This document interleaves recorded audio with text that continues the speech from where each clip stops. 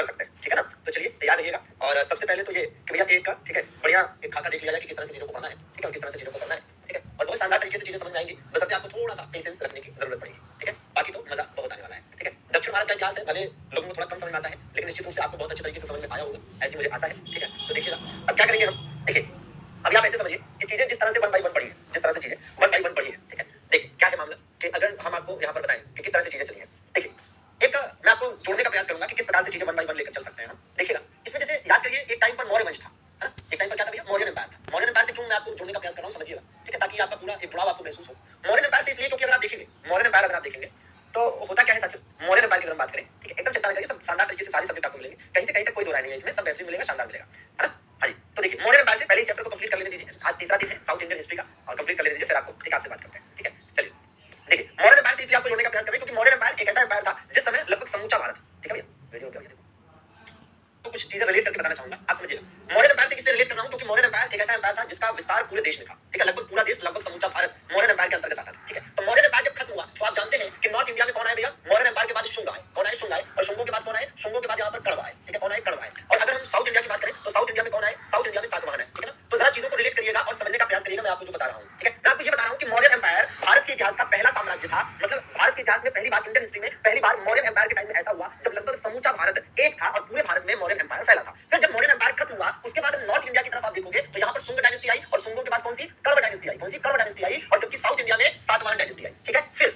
आप और आगे बढ़े, फिर हम और आगे बढ़े और चीजों को देखें, तो जैसे जैसे समय बीता, ठीक है ना, फिर जैसे जैसे समय बीता फिर क्या हुआ भैया, फिर जैसे जैसे समय बीता आप देखेंगे कि इधर, ठीक है, इधर उत्तर भारत में नॉर्थ इंडिया में किसका एम्पायर एस्टैब्लिश हो गया, नॉर्थ इंडिया में साथियों कुषाण आए, मुख्य रूप से मैं मुख्य रूप से बात कर रहा हूँ, कुषाण वंश आ गया, कौन आ गया भैया, कुषाण वंश आ गया, कौन आया, कुषाण वंश आया, ठीक है ना, कुषाण डायनेस्टी आ गई, ठीक है, कुषाण डायनेस्टी आ गई। और इधर साउथ में कौन आ गया, इधर साउथ की अगर बात करें तो साउथ में कौन आया, तो साउथ में आप देखेंगे, ठीक है, सातवाहनों के बाद साउथ में क्या हुआ, साउथ में ये वाला जो एरिया है, ठीक है, ये वाला जो एरिया है, इस वाले एरिया में कौन आया, इस वाले एरिया में कौन आया, यहाँ पर कौन आया, ठीक है, और इसी प्रकार से यहाँ वाले क्षेत्र में कौन रहा, ठीक है, इस वाले क्षेत्र में कौन रहा, ठीक है। तो ये थोड़ा सा एक मोटी मोटा मैं आपको आइडिया दे रहा हूँ, ठीक है। देखिएगा तो यहाँ पर कौन आ गया, यहाँ पर आ गए वाकाटक, यहाँ कौन आ गए, वाकाटक आ गए, कौन आ गया भैया, वाकाटक आ गए, ठीक है, वाकाटक आ गए। इसी प्रकार से यहाँ पर कौन आ गया भैया, तो यहाँ पर आभीर आ गया, ठीक है, यहाँ पर कौन आ गया, यहाँ पर आभीर वंश आ गया, ठीक है ना, आभीर वंश आ गया। और यहाँ पर कौन आ गया भैया, यहाँ पर कदम्ब वंश आ गया, कौन आ गया, कदम्ब वंश आ गया, कौन आ गया भाई, कदम्ब वंश आ गया। और यहाँ पर कौन आ गया, यहाँ पर इक्ष्वाकु आ गया, यहाँ पर कौन आ गया, इक्ष्वाकु आ गया, ठीक है, कौन आ गया यहाँ पर इक्ष्वाकु आ गया, ठीक है, इक्ष्वाकु, ठीक है, हाँ जी, इक्ष्वाकु, ठीक है, इक्ष्वाकु यहाँ पर आ गया। अब फिर क्या हुआ, फिर जैसे जैसे समय फिर और बीता, ठीक है, फिर समय और बीता, फिर और आगे बढ़ी चीजें, तो क्या हुई, ठीक है, चीजें और आगे बढ़ी तो आप देखेंगे कि कुषाणों के बाद यहाँ पर कौन आ गया, कुषाणों के बाद यहाँ पर आ गए जो आए वो कौन थे, वो थे गुप्त वंश। कौन सा वंश आया यहाँ पर आया गुप्त वंश, ठीक है ना,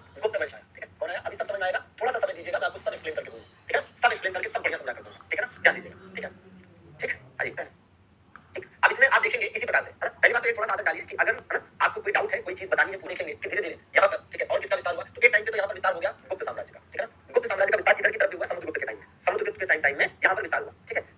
फिर मामला ये हुआ कि इस वाले क्षेत्र में, ठीक है, यहाँ वाले क्षेत्र में, यहाँ वाले क्षेत्र में, और यहाँ वाले क्षेत्र में, और यहाँ वाले क्षेत्र में, यहाँ वाले क्षेत्र में, मतलब अलग अलग क्षेत्र में अलग अलग आए, कैसे, अब इसको थोड़ा सा इस तरीके से बना सकते हैं, ठीक है, ये वाला क्षेत्र, ठीक है, फिर इनके जस्ट नीचे वाला क्षेत्र, थोड़ा सा और इसको नीचे कर लेते हैं इधर की तरफ, ठीक है,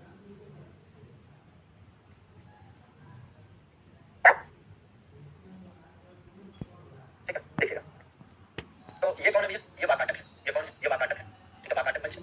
ये कौन है, ये भैया वातापी या बादामी के चालुक्य, ठीक है, ये कौन है, ये वातापी या बादामी के चालुक्य, ठीक है।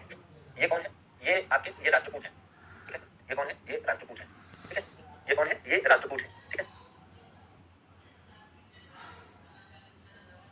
ये कौन है, ये राष्ट्रकूट है, इसमें एक और यहाँ पर बनाना पड़ेगा, ठीक है, ये वाला, ठीक है, ये राष्ट्रकूट है।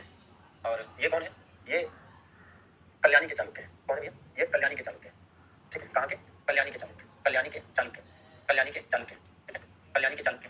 और ये कौन है, ये पल्लव है, ये कौन है, ये पल्लव है, और ये कौन है, ये वेंगी के चालुक्य। अब जरा समझने का प्रयास करेंगे, ठीक है, इसको बना सकते हैं तो बिल्कुल बनाइए। अब इसमें मामले को समझने का प्रयास ऐसे करिए, थोड़ा सा जोड़ना है, ज्यादा समय नहीं लूंगा इसमें। सीधी सी बात है कि भैया एक टाइम पर जब मौर्यन एम्पायर था तो मौर्यन एम्पायर जब खत्म हुआ तो नॉर्थ इंडिया में पहले शुंग आए, फिर कण्व आए, और साउथ इंडिया में सातवाहन आए। यहाँ तक बात क्लियर हुई, ठीक है ना, हाँ जी, जैसे लिखा है वैसे बनाना, नोट्स कैसे क्या बनाना, जैसे मैं लिखता जाऊंगा वैसे आपको बनाना, ठीक है। हमने कहा कि मौर्यन एम्पायर, ठीक है, जब पूरे देश में था मौर्यन एम्पायर, तो मौर्यन एम्पायर जब खत्म हुआ तो नॉर्थ इंडिया में पहले शुंग आए, फिर कण्व आए, साउथ इंडिया में कौन आया, सातवाहन आए।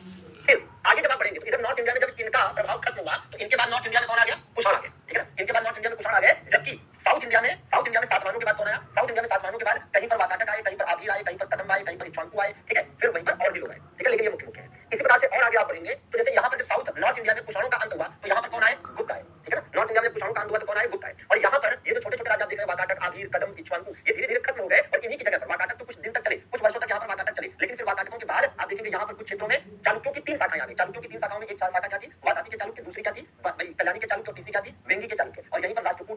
नीचे कौन आए, पल्लव आए। इन्हीं को 1 बाय 1 करते हुए आगे बढ़ना है, इन्हीं को 1 बाय 1 जो है, ठीक है, पढ़ते हुए आगे बढ़ना है। ये वाला जो मामला है इसको मेनली समझना है। बाकी तो आप समझ रहे हैं कि हाँ भैया मौर्यों के बाद उत्तर भारत में शुंग, फिर कर्ण और फिर कुषाण है ना, और मौर्यों के बाद दक्षिण भारत में पहले सातवाहन, फिर वाकाटक, कहीं पर आदि, कहीं पर कदम और कहीं पर इक्ष्वाकु है। तो ये तो आप समझ रहे हैं, आपको ये वाला पार्ट मुझे समझाना है। तो ये मेरी जिम्मेदारी है कि आज मैं आपको ये वाला पार्ट समझाऊं, ठीक है। इसमें थोड़ा फोकस करिए। इसमें सबसे पहले मैं आपको बताऊंगा वाकाटकों के बारे में, फिर ये जो तीन वातापी, ये जो तीन चालुक्य दिख रहे हैं, एक चालुक्य, ये देखिए दूसरा चालुक्य, और ये देखिए ये तीसरा चालुक्य, ठीक है ना। इन तीनों चालुक्यों के बारे में एक साथ बताऊंगा, राष्ट्रकूटों के बारे में बताऊंगा और पल्लवों के बारे में बताऊंगा। तो सबसे पहले आइए वाकाटकों के बारे में आपको बता देते हैं। इसके बारे में भैया वाकाटकों के बारे में आपको बता देते हैं, ठीक है। चलिए तो सबसे पहले वाकाटकों के बारे में बात करते हैं, और वाकाटकों के बारे में जो बात करनी है वो मैं आपको मैप बनाकर दिखा भी देता हूं कि एग्जैक्टली वाकाटकों की स्थिति कहां पर है और कैसे आप इन्हें, ठीक है, पढ़ेंगे या समझेंगे, ठीक है भैया। तो चलिए देख लेते हैं कि क्या मामला है, ठीक है। तो वाकाटकों की बात करें तो पहले आप वाकाटकों का क्षेत्र देख लीजिए कि वाकाटकों का क्षेत्र लगभग कौन सा है। वाकाटकों का जो क्षेत्र है लगभग, ठीक है, वाकाटकों का जो क्षेत्र है ये लगभग ये वाला है, ठीक है। वाकाटकों का जो क्षेत्र है, ठीक है, ये किसका क्षेत्र है भैया, ये वाकाटकों का क्षेत्र है लगभग, ऑलमोस्ट, ठीक है, मतलब ये लगभग नहीं बता रहा है, ठीक है। हाँ जी, नॉट टू स्केल, ठीक है। अब मैं किसके बारे में बात कर रहा हूं भैया, मैं बात कर रहा हूं वाकाटकों के बारे में। किसके बारे में बात कर रहा हूं, मैं बात कर रहा हूं वाकाटकों के बारे में, ठीक है। तो बिल्कुल आपको ध्यान देने की जरूरत है भैया, और एक एक करते हुए समझने की भी जरूरत है। किसकी बात हो रही है, तो या वाकाटक वंश की बात कर रहा हूं, वाकाटक वंश, ठीक है, वाकाटक वंश, ठीक है। अभी तो वाकाटक वंश की जो बात हो रही है, ठीक है, समझ रहेंगे। वाकाटक वंश की लोकेशन तो आप समझ रहे होंगे, वाकाटक डायनेस्टी की जो लोकेशन आप समझ रहे हैं, क्या समझ रहे हैं, इसकी लोकेशन को आप इस प्रकार समझिएगा, लोकेशन को एग्जैक्टली आप ऐसे समझिएगा कि इनकी जो लोकेशन है, ठीक है, क्षेत्र की बात करें, लोकेशन की बात करें कि किस लोकेशन पर इनका एम्पायर था। तो इनका एम्पायर साथियों दो लोकेशन पर था। एक तो भैया आप कहेंगे नॉर्थ महाराष्ट्र, ठीक है, और दूसरा क्या, दूसरा आप कहेंगे विदर्भ, ठीक है ना। विदर्भ गुजरात वाला क्षेत्र है, ठीक है, विदर्भ, ठीक है, कौन सा विदर्भ, ठीक है। और विदर्भ जो है कहां का क्षेत्र है, ये गुजरात का क्षेत्र है, ठीक है। तो लोकेशन ये है, लोकेशन क्या है, ये लोकेशन है, ठीक है। दूसरी बात ये है कि इनका संस्थापक कौन था, संस्थापक मतलब फाउंडर। तो इस डायनेस्टी का फाउंडर कौन हुआ, फाउंडर की तरफ बात करें तो फाउंडर साथियों ध्यान दीजिएगा कि इस डायनेस्टी का फाउंडर हुआ था विंध्य शक्ति। कौन हुआ था, विंध्य शक्ति, ठीक है। विंध्य शक्ति नाम का एक राजा हुआ, वही इस डायनेस्टी का फाउंडर है। कौन भैया, विंध्य शक्ति, विंध्य शक्ति, ठीक है। तो एज इट इज याद कर लेंगे, विंध्य शक्ति, ठीक है। अब इनकी राजधानी की बात करें, भाई राजधानी क्या थी इनकी राजधानी की बात करें भैया, तो मतलब कैपिटल की बात करें तो राजधानी या कैपिटल की अगर बात करते हैं तो इनकी साथियों राजधानी शुरू में क्या थी, प्रारंभिक राजधानी। तो शुरू में जो इनकी राजधानी बनाई गई थी उसका नाम है पूरिका, ठीक है। क्या नाम है इसका, नाम रखा गया था इसका पूरिका। पूरिका का एक और नाम था, पूरिका का एक और नाम था, ये था बेरार। क्या भैया, बेरार, ठीक है, बेरार, ठीक है। तो पूरिका कह सकते हो आप, या क्या कह सकते हो भैया, बेरार कह सकते हो इसी को, ठीक है, पूरिका या बेरार। आगे चलकर इसकी राजधानी बनाई गई प्रवरपुर। आगे चलकर इसकी राजधानी क्या बनाई गई, प्रवरपुर बनाई गई, प्रवरपुर, ठीक है, प्रवरपुर। तो आगे चलकर इसकी राजधानी प्रवरपुर हो गई, ठीक बात है। आगे चलकर इसकी राजधानी प्रवरपुर हो गई, ठीक है ना। हाँ जी भैया बिल्कुल, ठीक। अच्छा आगे बढ़े, लोकेशन समझते चलिएगा, ठीक है। लोकेशन क्या है इनकी, तो हमने कहा कि इनकी लोकेशन है नॉर्थ महाराष्ट्र और विदर्भ गुजरात वाला क्षेत्र। संस्थापक कौन है, विंध्य शक्ति। राजधानी क्या है, पूरिका या बेरार स्टार्टिंग में, आगे चलकर क्या है, प्रवरपुर है, ठीक है ना। ये बात समझ में आई। अच्छा ये किसके समर्थक थे, ये भी ध्यान दीजिएगा कि ये भैया समर्थक किसके थे, ये ब्राह्मण धर्म के समर्थक थे। किसके भैया, ये ब्राह्मण धर्म के समर्थक थे, ब्राह्मण, ठीक है, ब्राह्मण धर्म एवं परंपराओं, ब्राह्मण धर्म एवं परंपराओं के समर्थक थे। ब्राह्मण धर्म के क्या थे भैया, समर्थक थे, ब्राह्मण धर्म के समर्थक, ठीक है। मतलब सपोर्टर ऑफ, ठीक है, सपोर्टर ऑफ ब्राह्मण रिलीजन, ठीक है ना, ब्राह्मण, ठीक है ना, ब्राह्मण रिलीजन, ठीक है, रिलीजन, ठीक है, ब्राह्मण रिलीजन। अरे भाई ब्राह्मण रिलीजन का क्या मतलब है, आप कहेंगे ब्राह्मण धर्म क्या होता है, तो भैया जो वैदिक परंपराएं थी उन्हीं को ब्राह्मण धर्म के अंतर्गत रखा गया, वैदिक परंपरा, ठीक है ना। हाँ जी भैया बिल्कुल। अच्छा विदर्भ, अच्छा ठीक है, विदर्भ महाराष्ट्र में आता है, ठीक है भाई महाराष्ट्र कर लो, हाँ सही बात है, महाराष्ट्र में आता है, तो विदर्भ का क्षेत्र, ठीक है ना। तो नॉर्थ महाराष्ट्र और विदर्भ का जो एरिया है वहां पर। अच्छा अगली बात क्या है, अगली बात इसमें आप एक एक करके थोड़ा सा ये भी समझिए, जैसे जो शासक हुए, जैसे इसमें एक शासक हुआ प्रवरसेन, इसमें एक शासक है प्रवरसेन, प्रवरसेन के बारे में भी जानिए, प्रवरसेन, ठीक है ना। और याद करिए प्रवरसेन के बारे में आप पहली बार बिल्कुल नहीं सुन रहे हैं, प्रवरसेन के बारे में थोड़ा सा जिक्र पहले भी हुआ है। प्रवरसेन का जिक्र इसलिए हुआ है क्योंकि इसकी एक तो उपाधि याद होगी आपको, ठीक है। इसकी सबसे महत्वपूर्ण जो उपलब्धि आपको याद होगी कि इसने 4 अश्वमेध यज्ञ किए थे। भारत के इतिहास में सबसे ज्यादा अश्वमेध यज्ञ किसने किए, इंडियन हिस्ट्री में सबसे ज्यादा अश्वमेध यज्ञ किसने किए, ठीक है, 4 अश्वमेध यज्ञ, ठीक है, 4 अश्वमेध यज्ञ। तो ये ज्यादा इंपॉर्टेंट होता है कि इसके द्वारा कुल मिलाकर 4 अश्वमेध यज्ञ किए गए, 4 अश्वमेध यज्ञ इसके द्वारा किए गए, ठीक है। तो एक बात तो ये होगी।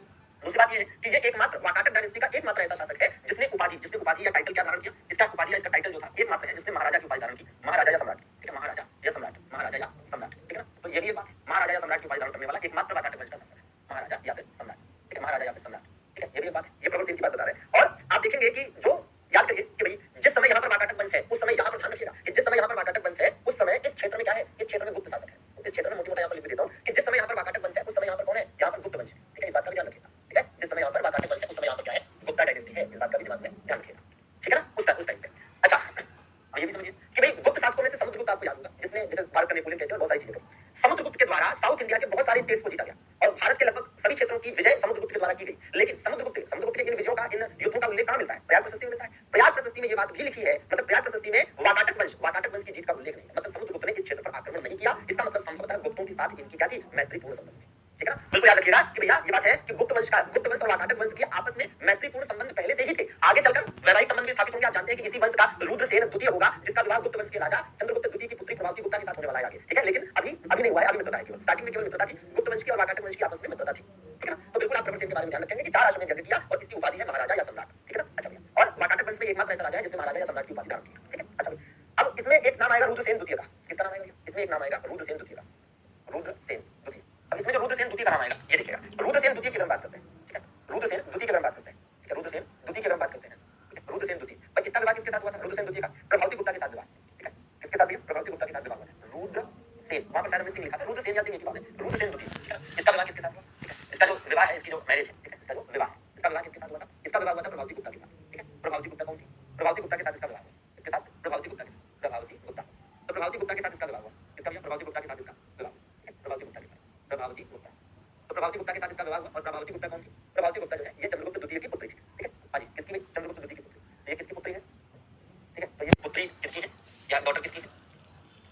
तो ये चंद्रगुप्त द्वितीय, बिल्कुल चंद्रगुप्त द्वितीय की ये क्या है? पुत्री है, ठीक है। चंद्रगुप्त द्वितीय की क्या है भाई? ये पुत्री है, ठीक है, चंद्रगुप्त द्वितीय की पुत्री है।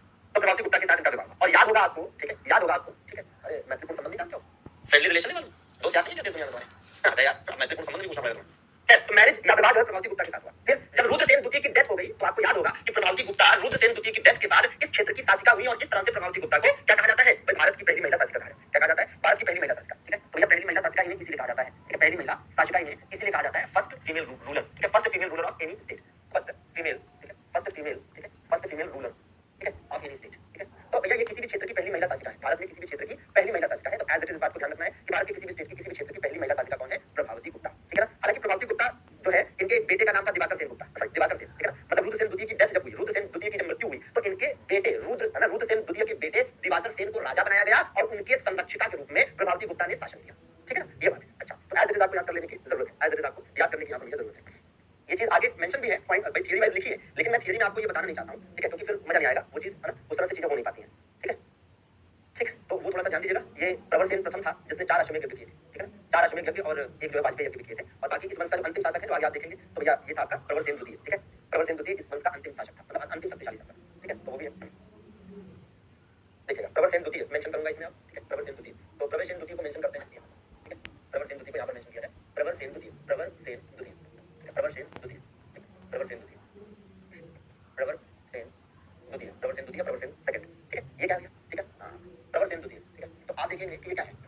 अंतिम शक्तिशाली शासक, अंतिम, ठीक है, अंतिम शक्तिशाली शासक, अंतिम शक्तिशाली शासक, ठीक है, अंतिम शक्तिशाली शासक, last powerful, last powerful ruler, ठीक है, लास्ट पावरफुल रूलर, ठीक है भैया। तो ये भी ध्यान देना है, ठीक है ना। तो भैया इनका प्रभाव भाई ये जो आपका है ना, ये जो वाकाटक वंश है इनका प्रभाव किसने खत्म किया? तो इनका प्रभाव किसने खत्म किया? चालुक्यों ने। इनका प्रभाव चालुक्यों ने खत्म किया, चालुक्यों ने, ठीक है, इनका प्रभाव चालुक्यों ने खत्म किया, इनका प्रभाव चालुक्यों ने खत्म किया। इसका प्रभाव वाकाटकों का प्रभाव, तो वाकाटकों का जो प्रभाव है या यूं कह लीजिए वाकाटकों का जो अंत है वो किसने किया? वाकाटकों का जो अंत है वो चालुक्यों ने किया, ठीक है ना। वाकाटकों का जो अंत है वो किसने किया? चालुक्यों ने किया, ठीक है ना। मतलब कह सकते हैं कि चालुक्य एंडेड देयर इन्फ्लुएंस, ठीक है, चालुक्य क्या भैया? चालुक्य एंडेड, चालुक्य एंडेड, ठीक है, ended there, Chalukya ended there influence, ठीक है ना, इन्फ्लुएंस, ठीक है। तो as it is Chalukya ended there influence, ठीक है। तो एज इट इज आपको याद करने की जरूरत है। और यहाँ पर, ठीक है, यहाँ पर ये आपका जो वाकाटक वंश है ये खत्म हुआ, यहाँ पर ये जो वाकाटक वंश है ये खत्म हुआ। इसको अच्छे से लिख लीजिएगा, ठीक है, इसको अच्छे से एज इट इज लिख लेना है, ठीक है। बढ़िया राइटिंग में एकदम, जितना बढ़िया राइटिंग में लिखेंगे, ठीक है, जैसे यही है, जितना बढ़िया राइटिंग में आप लिखेंगे उतना आपके लिए अच्छा है, ठीक है। चालुक्य एंडेड देयर इन्फ्लुएंस, तो क्या है? वाकाटक वंश, ठीक है, क्या है भैया? वाकाटक वंश, शानदार तरीके से, ठीक है। तो ये आपका वाकाटक वंश हो गया भैया, इसको बढ़िया तरीके से याद कर लीजिए, याद कर लीजिए, ठीक है। और इसमें बिल्कुल भी कहीं से कहीं तक, अरे इसमें कहीं से कहीं तक दो राय नहीं है कि मजा आएगा, ठीक है, बढ़िया है, ठीक है। तो ये पूरा का पूरा मामला आपको समझ में आया होगा। एक बार मोटी मोटा फिर से समझ लीजिए क्या है भैया कि यहाँ पर देखिए, यहाँ से शुरू है तो भैया ये है वो क्षेत्र जहाँ पर वाकाटक वंश था। और वाकाटक वंश की लोकेशन बता दी भैया, नॉर्थ महाराष्ट्र और विदर्भ वाला एरिया। संस्थापक विंध्य शक्ति था, राजधानी शुरू में पूर्णिका या बेरार थी, आगे चलकर प्रवरपुर बनाई गई। इसी वंश में हम देखेंगे कि भैया इस वंश ने ब्राह्मण धर्म को समर्थन किया ज्यादा से ज्यादा। प्रवरसेन इसी वंश का हुआ जिसने 4 अश्वमेध यज्ञ किए। ये प्रवरसेन फर्स्ट है, ये कौन है? ये प्रवरसेन फर्स्ट है जिसने क्या किया है भैया? ये प्रवरसेन फर्स्ट है जिसने भाई क्या किया है? 4 अश्वमेध यज्ञ किया है और महाराज की उपाधि भी धारण की है। इसी वंश में रुद्रसेन द्वितीय हुए जिनका विवाह प्रभावती गुप्ता के साथ हुआ। और रुद्रसेन द्वितीय की मृत्यु के बाद प्रभावती गुप्ता इस क्षेत्र की शासिका हुई और इस तरह से भारत की पहली महिला शासिका मानी जाती है। और इस वाकाटक वंश का अंतिम शासक, अंतिम शक्तिशाली शासक प्रवरसेन द्वितीय हुआ। और क्यों ऐसा हुआ? इसलिए क्योंकि इनका प्रभाव इस क्षेत्र से चालुक्यों ने खत्म कर दिया और चालुक्य वंश स्थापित कर दिया, चालुक्य वंश स्थापित कर दिया, ठीक है ना। तो आइए जरा देखते हैं चालुक्यों की वो 3 ब्रांचेस कौन सी हैं और वो कौन से चालुक्य थे जिन्होंने वाकाटकों का यहाँ से अंत किया, ठीक है। तो वातापी के चालुक्य थे, वातापी के चालुक्यों ने इनका अंत किया था, बादामी के चालुक्यों ने इनका अंत किया था, ठीक है, जो कि कर्नाटक के बीजापुर उसके आसपास के क्षेत्रों में, ठीक है, मैनेज करते थे अपने एम्पायर, ठीक है ना। चलिए, है ना? अच्छा ठीक है, आप सभी की, है ना, आप सभी की रिक्वेस्ट को मैं समझ सकता हूँ, ठीक है। मेरे से जितना बन पाएगा मैं आपको उतना शानदार बढ़िया जबरदस्त कंटेंट देने का प्रयास करूंगा, ठीक है। जान लगा देंगे इस बार, टेंशन मत लीजिए, ठीक है ना। प्रभावती गुप्ता बेटे का नाम भी तुम याद कर लो, लिख लो। इसके बेटे का नाम था क्या? दिवाकर सेन। क्या नाम था भैया? बेटे का नाम याद कर लो भाई, ठीक है। भले कल को तुम प्रभावती गुप्ता का ही नाम भूल जाओ ठीक है। तो प्रभावती गुप्ता के बेटे का नाम क्या था? दिवाकर सेन। प्रभावती गुप्ता के बेटे का नाम क्या था? है ना, दिवाकर सेन। चलिए ठीक है, दिवाकर सेन लिखने में जिसको भी लिखना हो कोई दिक्कत नहीं है मुझे। अच्छा ये हो गई बात, ठीक है इसकी। अब आइए जरा हम बात करेंगे किसकी? अब हम बात करने जा रहे हैं चालुक्यों की भैया, ठीक है। अब हम चालुक्यों की बात करेंगे तो थोड़ा सा पेशेंस के साथ चालुक्यों के बारे में भी सुन लीजिए। अब जो मैं चालुक्यों के बारे में बताने जा रहा हूँ इसके लिए पहले तो क्या करूँ ये समझ लीजिए। पहले तो इसको हटा देते हैं, इसकी आवश्यकता नहीं है, ठीक। चलिए अब समझिएगा। बाकी तो आप समझ रहे हैं, ये अरब सागर है, ये भी आपको पता है, ये बंगाल की खाड़ी है, ये भी आपको पता है, ठीक है। अब देखिए, अब इसमें जो हम बात करने जा रहे हैं, थोड़ा सा इसको छोटा कर लिया जाए क्या? ठीक है, छोटा कर लेंगे तो दिख रहा। हाँ, एक बार कमेंट करके बताइए दिख रहा है कि नहीं, तो फिर उसी हिसाब से आगे चलेंगे, ठीक है। तो थोड़ा छोटा रहेगा तो हम अगल बगल लिख पाएंगे, बड़ा रहेगा तो लिख नहीं पाएंगे। बताइए एक बार जरा दिख रहा है, एक बार कमेंट करके बताएंगे दिख रहा है क्या? हाँ जी, दिख रहा है। हाँ, ये जो लिखा हुआ है सब दिख रहा है ना, दिख रहा होगा इसको, चलिए। तो अब जो है इसको समझने में आसानी होगी, कैसे समझेंगे जरा ध्यान दीजिएगा, ठीक है। चलो ठीक है, दिख रहा है। हाँ जी, तो देखा जाए भैया, समझा जाए। देखिए, तो इसमें ये समझना है, एकदम इत्मीनान से समझिए क्या मामला है, ठीक है। रिफ्रेश कर लेंगे जिनका वीडियो रुक रहा है तो चलने लगेगा। देखिए, ठीक है, हम किसकी बात करने जा रहे हैं? हम बात करने जा रहे हैं चालुक्यों की, ठीक है। चालुक्यों की बात करेंगे, उसके बाद फिर किसी और की बात करेंगे। चालुक्य, ठीक है। चालुक्य, अब देखिए चालुक्य जो है, इनकी जो शाखाएं हैं, ठीक है। चालुक्यों की जो शाखाएं हैं, कौन कौन सी? चालुक्यों की शाखाओं की बात करें तो मूल शाखा इनकी कौन सी है? मूल शाखा इनकी ये वाली है, ठीक है, मूल शाखा। और एक शाखा इनकी ये वाली है, ठीक है। और एक शाखा इनकी जो है, ठीक है, एक शाखा जो है इनकी ये वाली है, ठीक है, कल्याणी के चालुक्य, समझ रहे हैं? कल्याणी के चालुक्य, ये देखिए। तो आप यहाँ से देख पा रहे हैं कि अगर हम चालुक्यों की बात करें, अगर हम चालुक्यों की बात करें, ठीक है।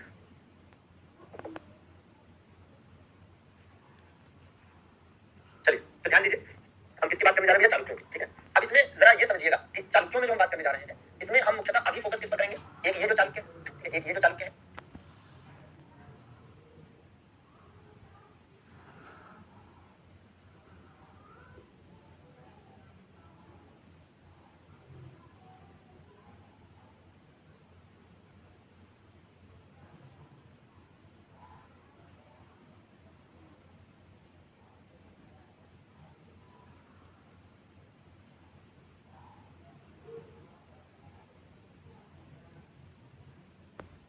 वीडियो ओके है? बताएंगे एक बार कमेंट करके। तो वॉइस और वीडियो बताइएगा, वॉइस और वीडियो ओके है? बताइए, ठीक है।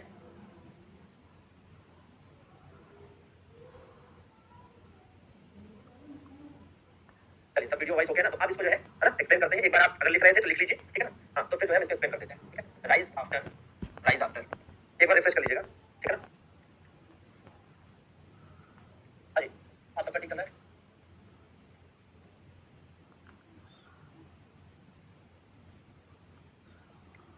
ठीक है, इसको नोट कर लीजिएगा, ठीक है, इसको नोट भी कर लीजिएगा। चलिए, तो आप जरा इसको समझने का प्रयास करिएगा, आप जरा इसको समझने का प्रयास करिएगा। ये हमने यहाँ पर मेंशन कर दिया, आप इसको समझते हैं ना? देखिए, समझना कैसे है, ऐसे समझिए। हाँ, एकदम बिल्कुल पेशेंस रखेंगे। देखिए, चालुक्यों की बात कर रहे थे, हमने कहा भैया देखो चालुक्य जो है, चालुक्यों की 3 शाखाएं हैं, ठीक है ना? चालुक्यों की 3 ब्रांचेस हैं, ठीक है भैया आर्ष जी? चालुक्यों की 3 ब्रांचेस हैं, इनमें से जो पहली ब्रांच है वो आप यहाँ पर देख सकते हैं वातापी के चालुक्य, दूसरी ब्रांच कौन सी है? कल्याणी के चालुक्य, और तीसरी ब्रांच कौन सी है? वेंगी के चालुक्य, ठीक है ना? तो चालुक्यों की 3 ब्रांचेस हुई। चालुक्यों की कितनी ब्रांचेस हुई? 3 ब्रांचेस हुई, है ना? और ये 3 ब्रांच कैसे हुई? ये सब चालुक्य ही है, ये 3 के तीनों ही चालुक्य हैं, लेकिन इनमें से सबसे पहले ये वाला चालुक्य ब्रांच एस्टैब्लिश हुआ, उसके बाद ये वाला चालुक्य ब्रांच एस्टैब्लिश हुआ, और उसके बाद ये वाला चालुक्य ब्रांच एस्टैब्लिश हुआ, ठीक है ना? तो ध्यान देंगे कि पहले वातापी के चालुक्यों का इसके राज्य स्थापित हुआ, फिर कल्याणी के चालुक्यों का, और फिर वेंगी के चालुक्यों का। सबसे पहले हम वातापी के चालुक्यों की बात करें तो वातापी के चालुक्यों का जो क्षेत्र है, आप समझिएगा कि वातापी के चालुक्यों को बादामी का चालुक्य भी कहा जाता है। तो चाहे आप बादामी कहिए चाहे वातापी कहिए, तो बादामी या वातापी के जो चालुक्य है, इनका क्षेत्र क्या है? इनका क्षेत्र है कर्नाटक का बीजापुर और उसके आसपास का एरिया, ठीक है ना? वातापी या बादामी के जो चालुक्य है, इनका क्षेत्र है बीजापुर कर्नाटक वाला एरिया। जो कल्याणी के चालुक्य है, इनका क्षेत्र महाराष्ट्र वाला है, इनका क्षेत्र क्या है? महाराष्ट्र वाला है। जो वेंगी के चालुक्य है, इन्हें पूर्वी चालुक्य कहा गया है। जो वेंगी के चालुक्य है, इनको पूर्वी चालुक्य कहा गया है क्योंकि पूर्वी क्षेत्र में इनका विस्तार था, ईस्टर्न एरिया में, ईस्टर्न रीजन में इसका विस्तार था, ठीक है। अब आप देखिए कि ये जो बादामी या वातापी के चालुक्य है, ये आरंभिक चालुक्य कहलाते हैं। आरंभिक चालुक्य क्यों? क्योंकि सबसे पहले तीनों चालुक्यों में से बादामी या वातापी के चालुक्यों का ही राज्य स्थापित हुआ, ठीक है ना? और इनको ये वाला जो वेंगी के चालुक्य है, ये पूर्वी क्षेत्र में थे, इसलिए इनको पूर्वी चालुक्य कहा गया, ठीक है ना? अच्छा, ये जो बादामी या वातापी के चालुक्य है, इस वंश का संस्थापक कौन है? पुलकेशिन फर्स्ट है, ठीक है। और ये जो वेंगी के चालुक्य है, इस वंश का संस्थापक कौन है? विष्णुवर्धन फर्स्ट है। और ये जो कल्याणी के चालुक्य है, इस वंश का संस्थापक तैलक द्वितीय है। कौन है? तैलक द्वितीय, ठीक है। ये जो वातापी का चालुक्य है, जो वातापी के चालुक्य है, ये वाकाटकों का खात्मा करके स्थापित हुआ। सबसे पहले यही वाला चालुक्य स्थापित हुए, सबसे पहले वातापी के चालुक्य स्थापित हुए, तो वातापी के चालुक्यों ने इसके लिए वाकाटकों का अंत किया। किसका? इस क्षेत्र में जो वाकाटक थे, वाकाटकों का अंत करके आए हैं। हालांकि शुरू में वातापी के चालुक्यों का क्षेत्र बड़ा था, लेकिन इन्हीं से कल्याणी के चालुक्य अलग हुए, और कल्याणी के चालुक्य जो हुए, कल्याणी के जो चालुक्य है, ये शुरू में, ठीक है। एक मिनट जरा ध्यान दीजिएगा, इसमें एक चीज थोड़ा सा करेक्शन करेंगे, और इस करेक्शन को जरा ध्यान से ही समझेंगे, ठीक है। अब इसमें एक चीज का है, एक करेक्शन करना है, और वो करेक्शन क्या है? ध्यान दीजिएगा। करेक्शन ये है भाई कि क्या हो रहा है?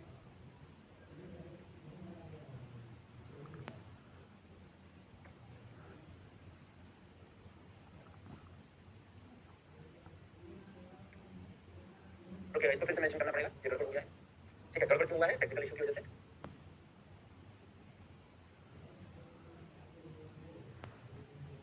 क्या